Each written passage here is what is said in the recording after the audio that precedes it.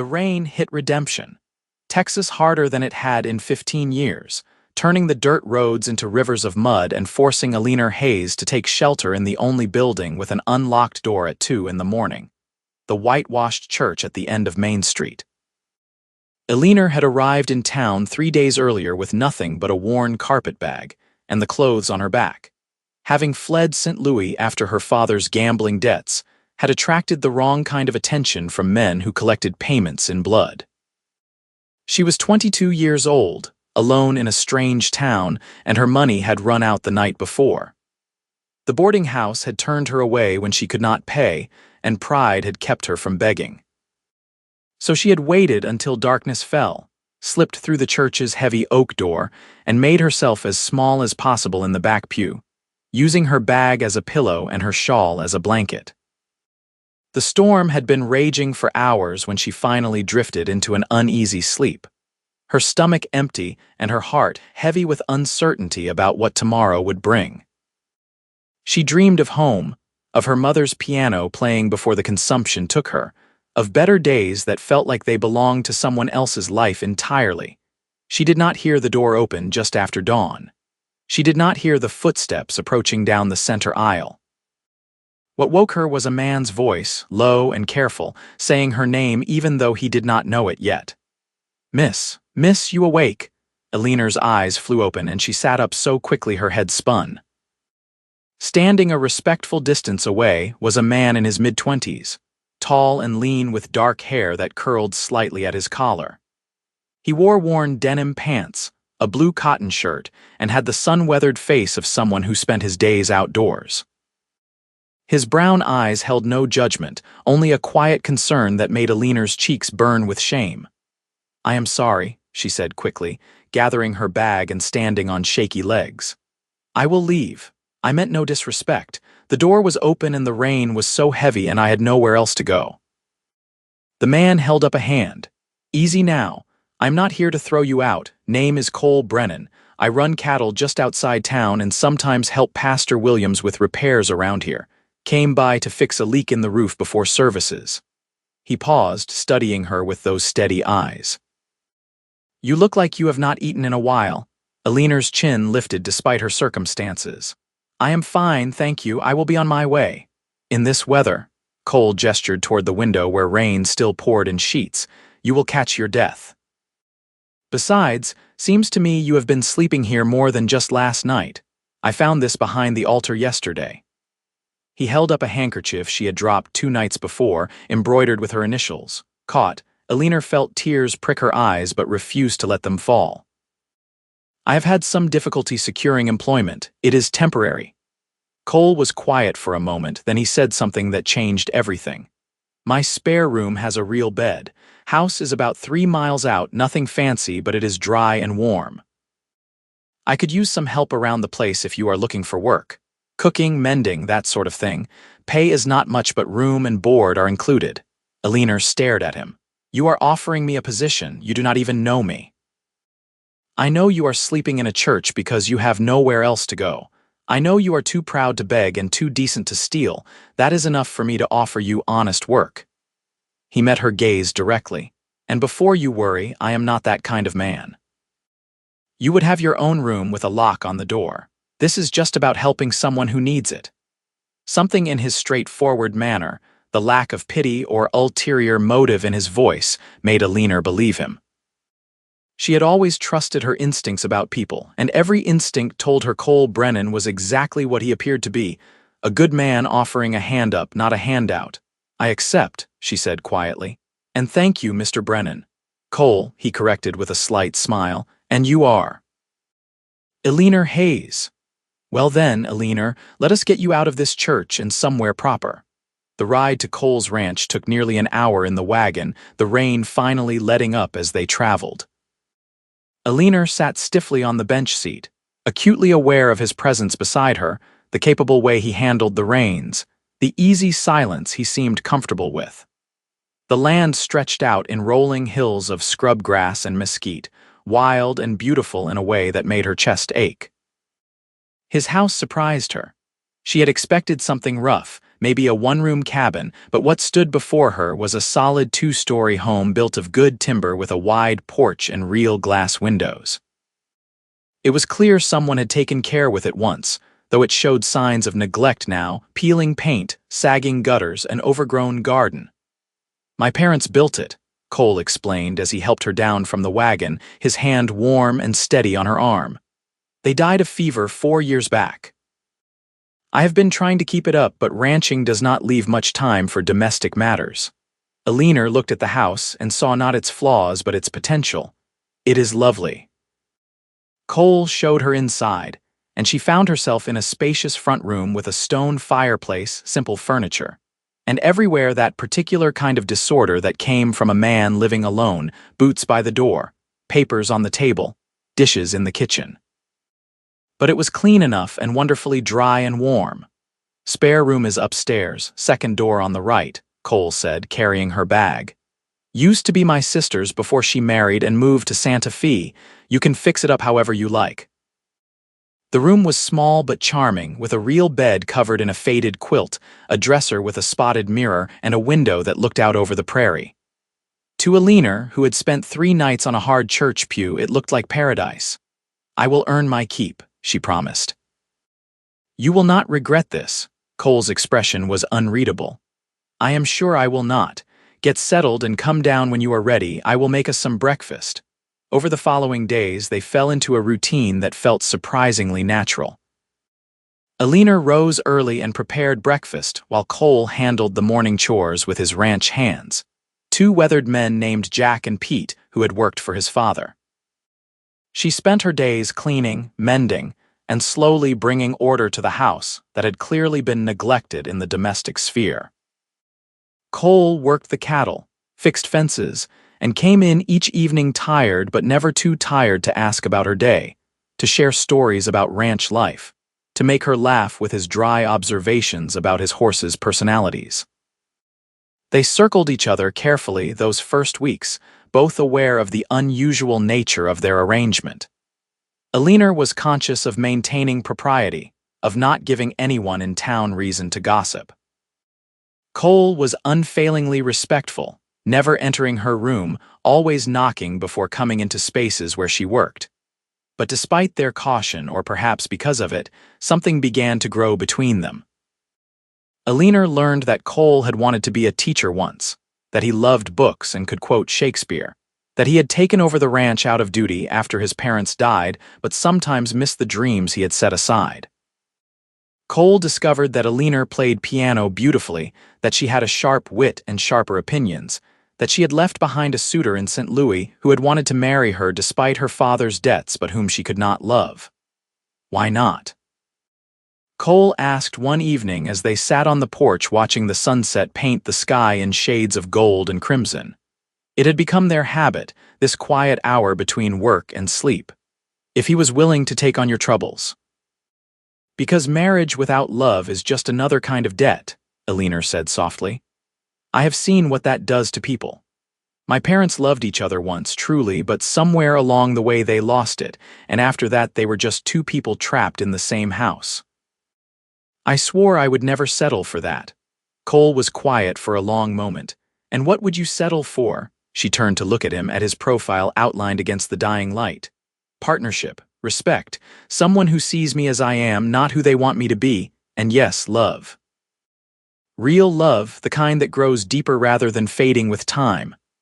"That is asking for a lot. I know, maybe too much," she smiled sadly, "which is why I might end up an old maid."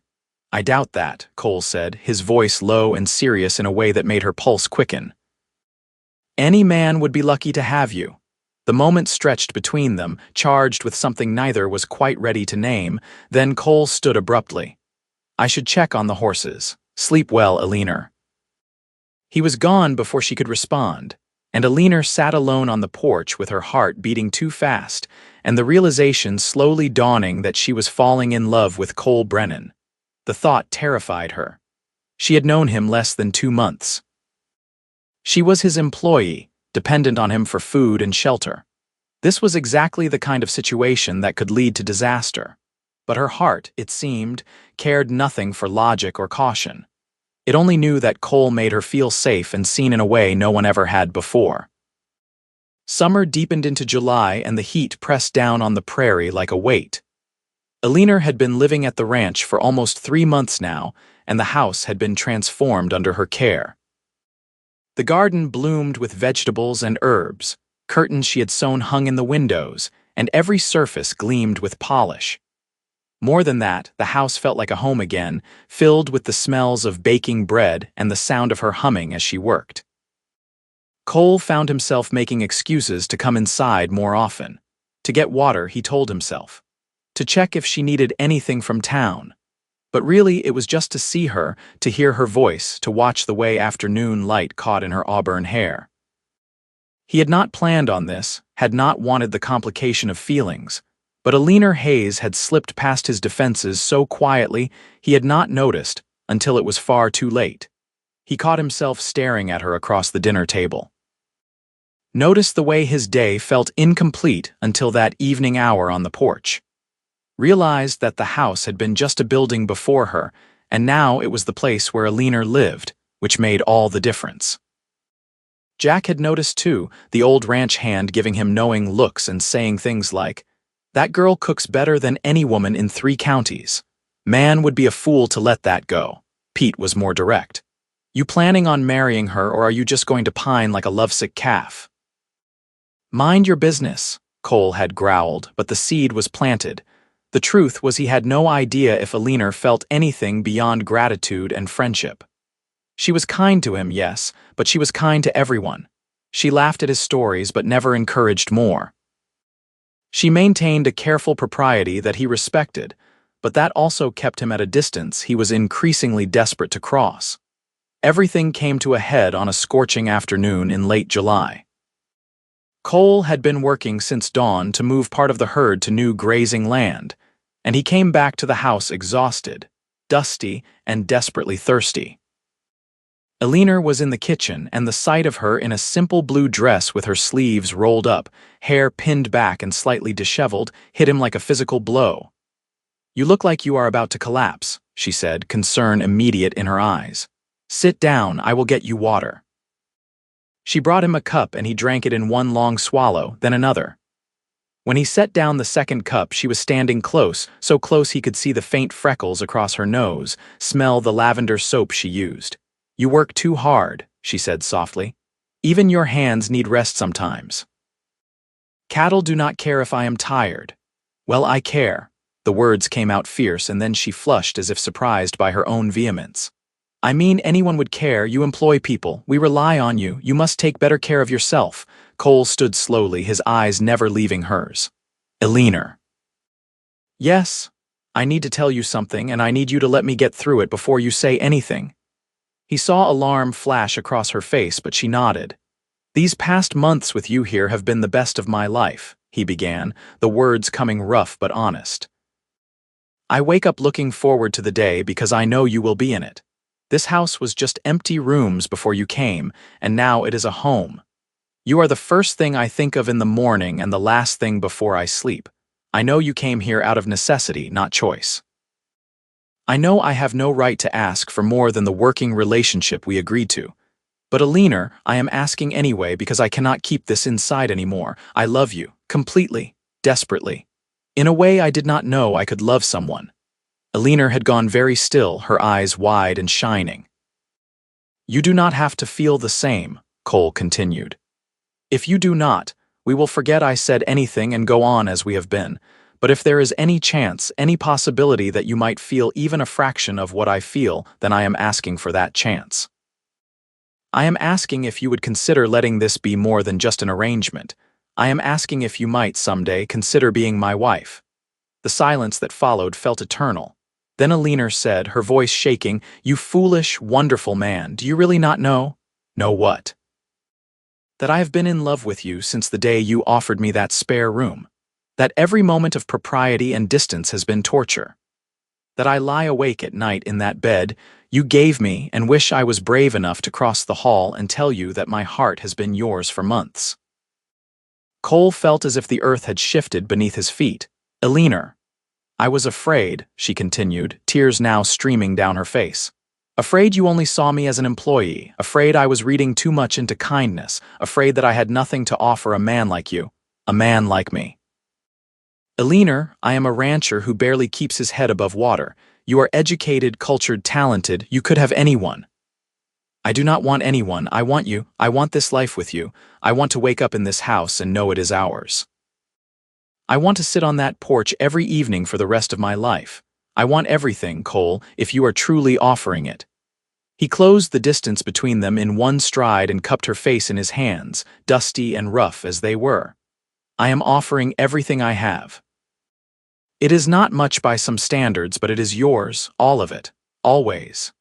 When he kissed her, it felt like coming home, like every lonely night and empty day had been leading to this moment.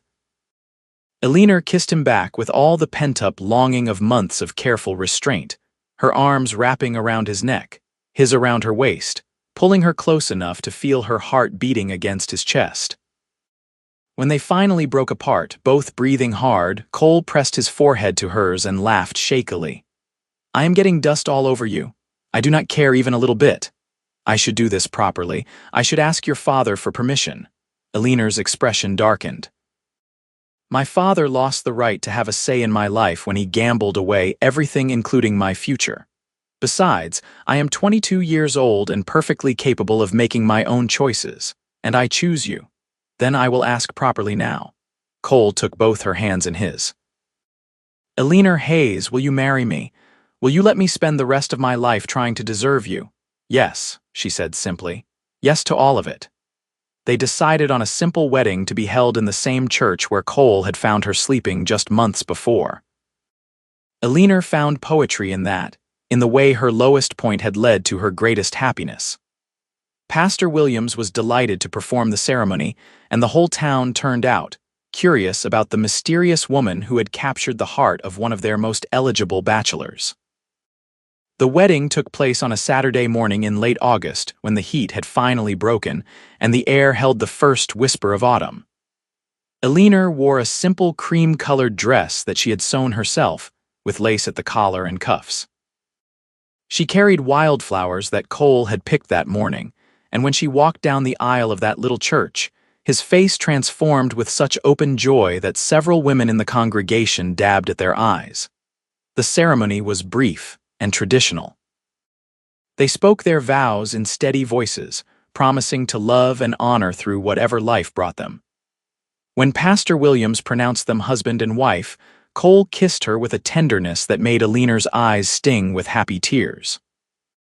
The reception was held at the ranch, with tables set up in the yard and food brought by neighbors.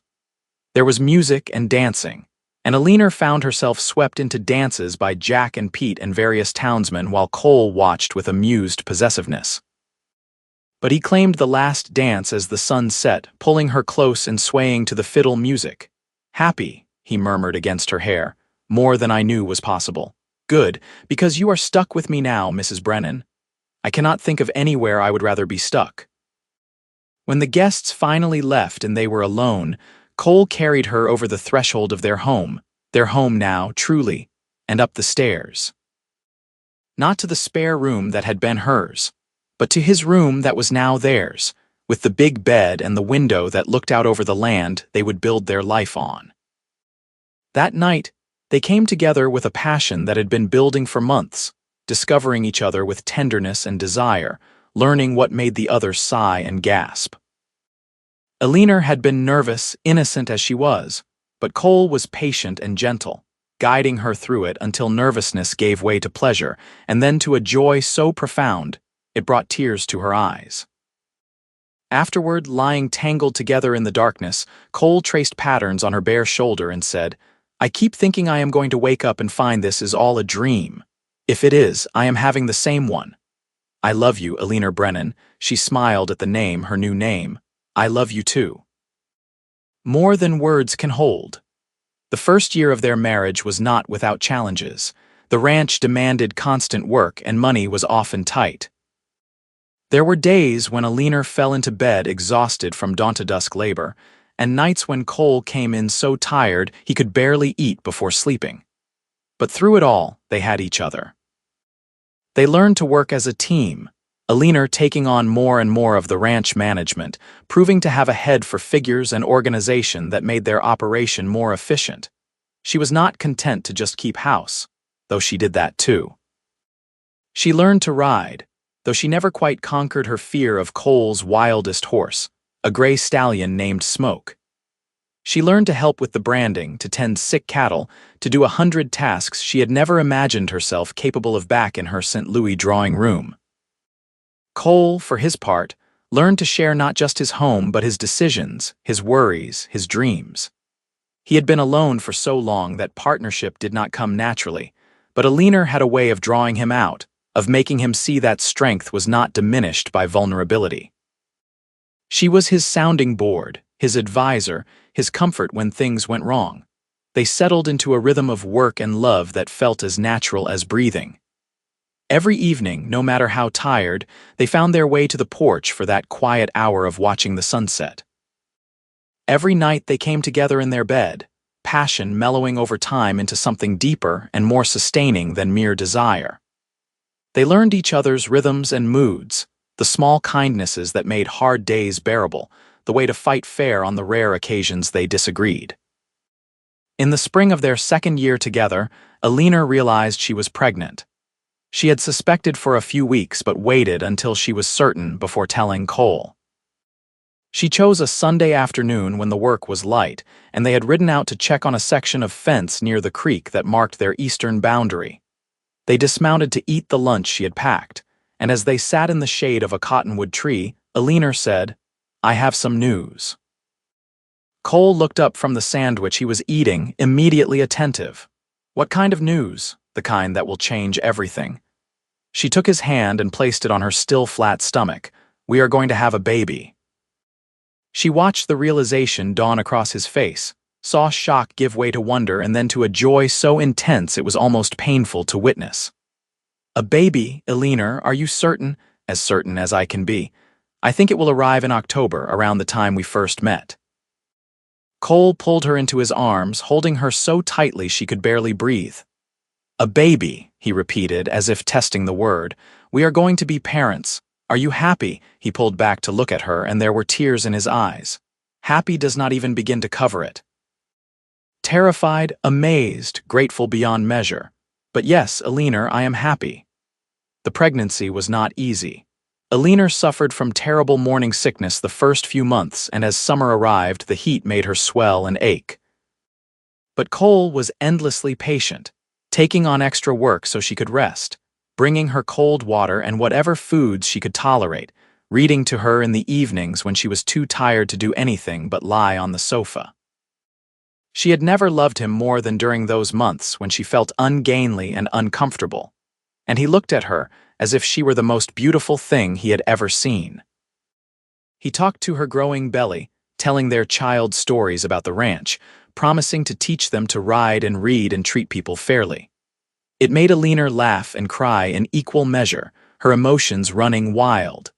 Their son was born on a cool October evening, arriving with the first frost. The labor was long and difficult, attended by the town's doctor and 2 experienced women from nearby ranches. Cole waited downstairs, pacing like a caged animal, jumping at every sound. When the baby's cry finally rang out, strong and indignant, he was up the stairs before anyone could stop him.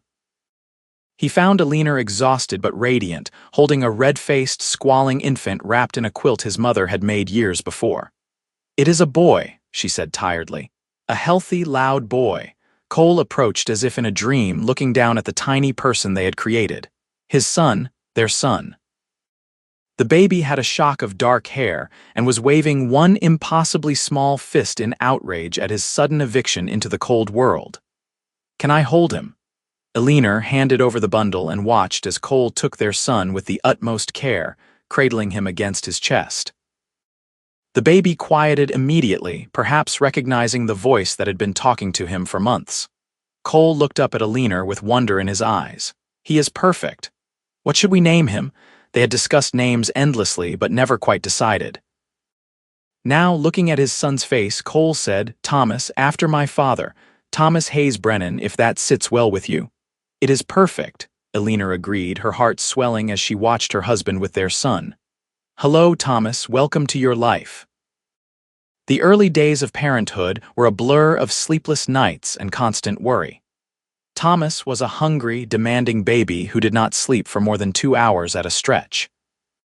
Elena was exhausted beyond anything she had imagined possible, and Cole tried to help, but there was only so much he could do when the baby needed his mother.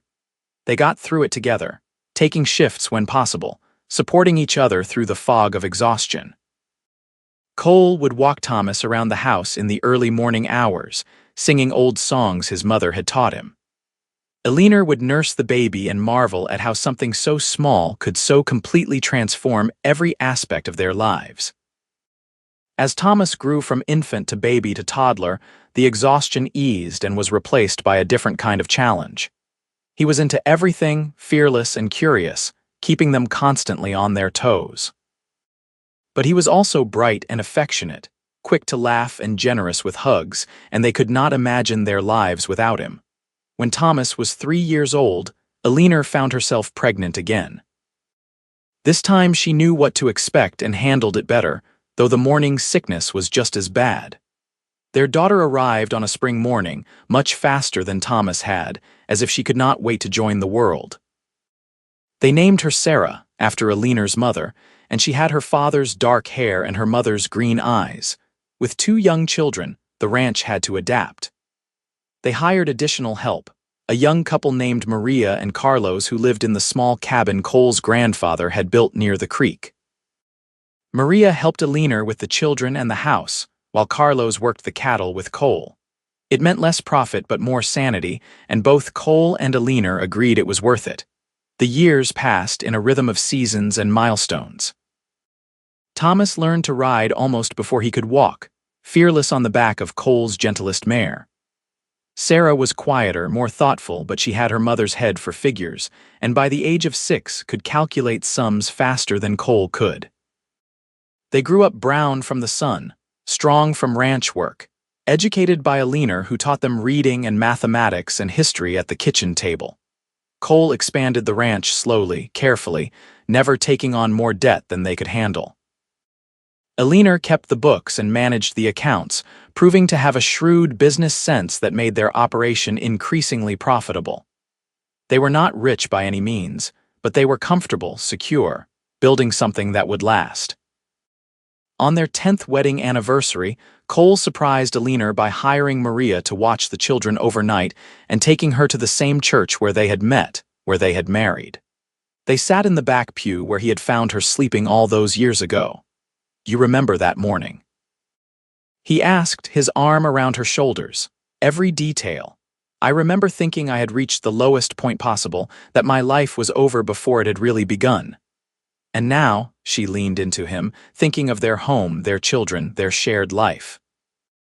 Now I know that sometimes you have to fall all the way down to find your way up. If I had not been desperate enough to sleep in a church, I never would have met you. I never would have had this life. I thank God for that rainstorm, Cole said softly. For every circumstance that brought you to me, even the hard ones that I wish you had never had to endure, they were worth it. Every painful step was worth it for this. They sat in comfortable silence for a long moment, then Cole said, I have been thinking about something. What? Thomas is 10 now, old enough to take on more responsibility. Sarah is 7 and already organizing everyone. Maria and Carlos have proven themselves invaluable. Where are you going with this? I have been thinking about your piano, the one you left behind in St. Louis. And I have been thinking about how you used to talk about teaching music. Elena sat up, surprised. Cole, what are you saying? I am saying that maybe it is time for you to have something that is just yours. Not the ranch, not the children, not the house. Something for Elena. He took her hand. I have been setting aside money, not much, but enough to buy a piano, enough to fix up that unused room next to the parlor into a proper music room, enough for you to start teaching if you want. The town has plenty of children who could benefit. Elena felt tears spring to her eyes. In the rush of building a life of survival and then success, she had set aside that part of herself. Not with resentment, but simply because there had been no room for it. That Cole had been thinking about it, planning for it, moved her beyond words.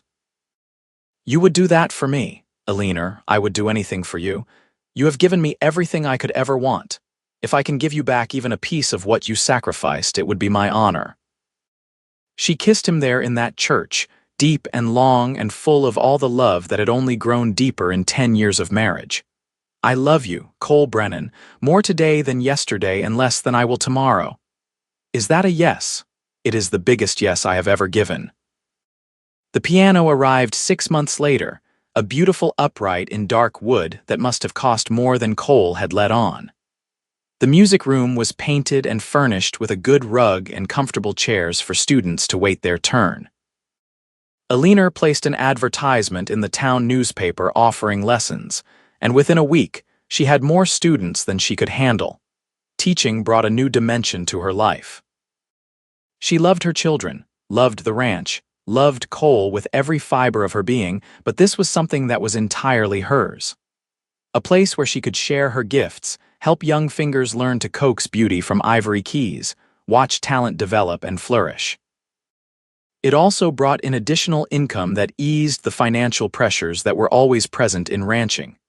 Thomas, at 13, had become his father's right hand, capable and confident on horseback, good with cattle, respectful of the ranch hands but unafraid to work alongside them.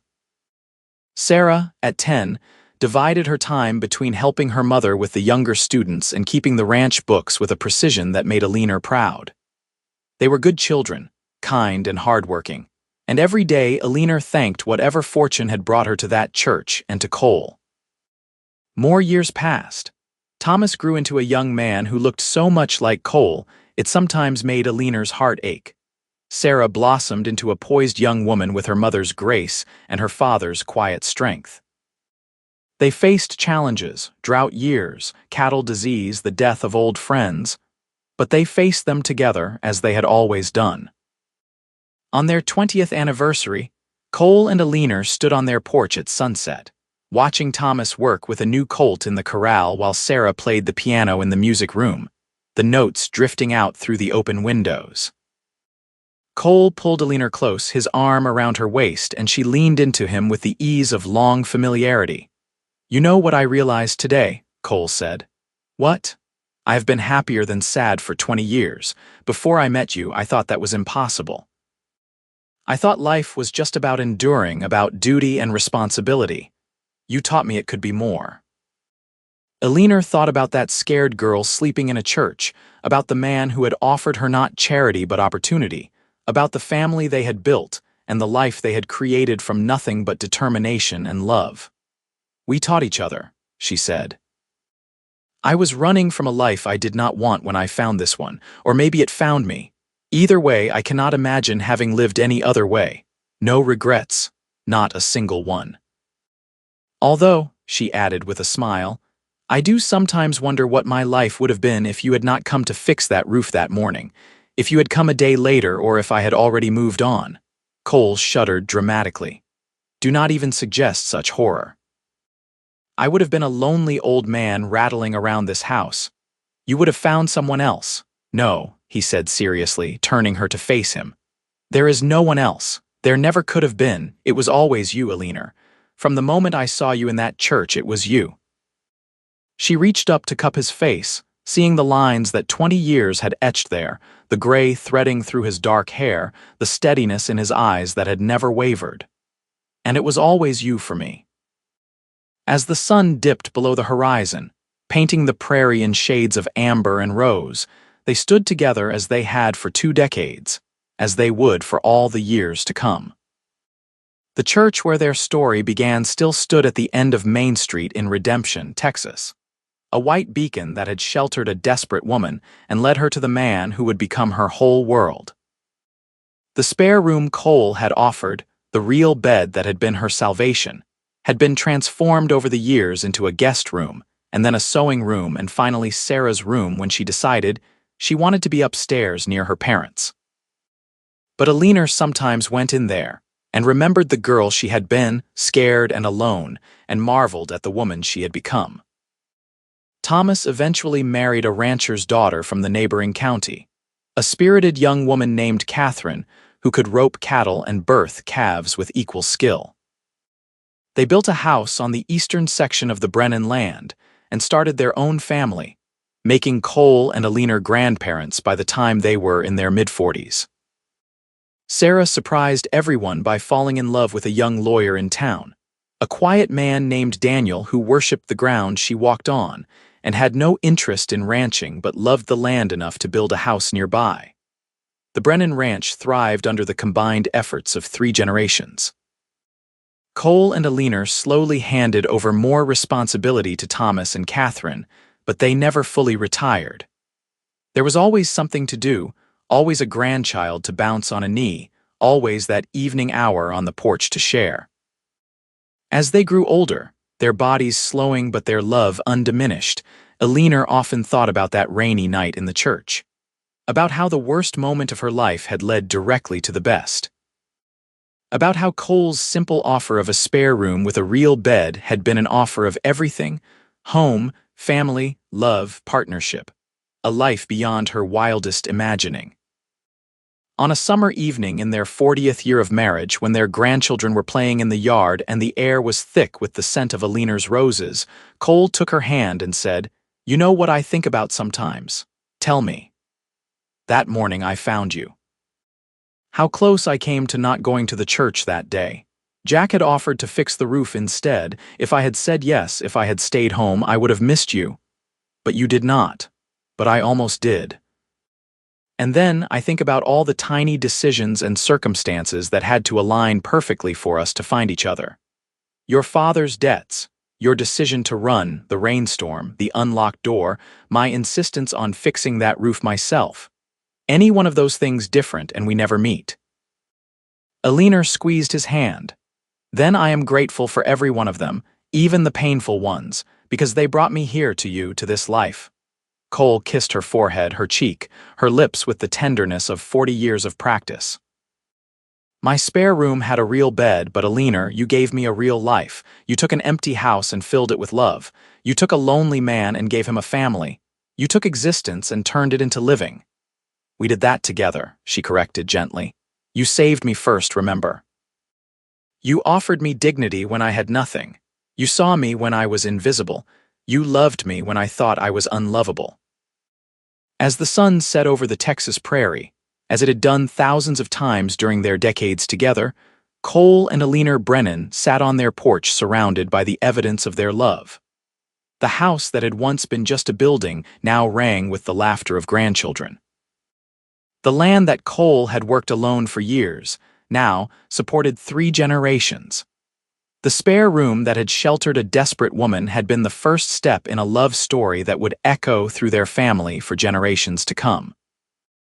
"Tell us the story again, Grandma," one of their granddaughters called from the yard, and Alina smiled because this was the children's favorite tale. "Which story, sweetheart? How you and Grandpa met. About the church and the rain and the real bed." Cole laughed and pulled Alina closer. "You tell it, love. You tell it better than I do." So Alina told the story one more time about a scared young woman and a kind cowboy, about a church that gave shelter and an offer that changed everything. She told it the way she always did, honestly and fully, because it was their story and it was beautiful and it was true. And when she finished, as the stars began to emerge in the darkening sky, Thomas raised a glass and said what he always said: "To second chances and real beds and love that lasts forever." "Forever," they all echoed, and Cole kissed his wife under the Texas stars in the home they had built, surrounded by the family they had created. Living the happily ever after that had started with 5 simple words: "My spare room has a real bed." The years continued to unfold with grace and gratitude, each season bringing its own joys and challenges. Cole and Alina grew old together in the best possible way, their love deepening into something that went beyond passion or romance into a bond so fundamental it felt like breathing.